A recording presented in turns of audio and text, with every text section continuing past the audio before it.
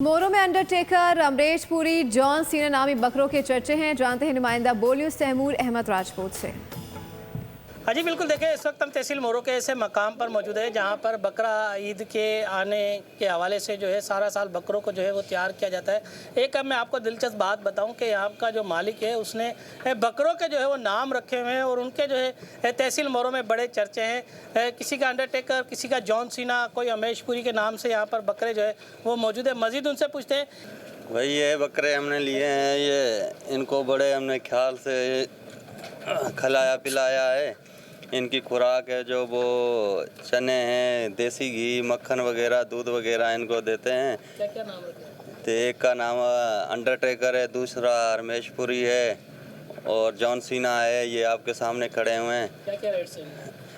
कोई 1.5 लाख का है, कोई लाख तक है। हर जैसा बकरा वैसे रेट है इनके।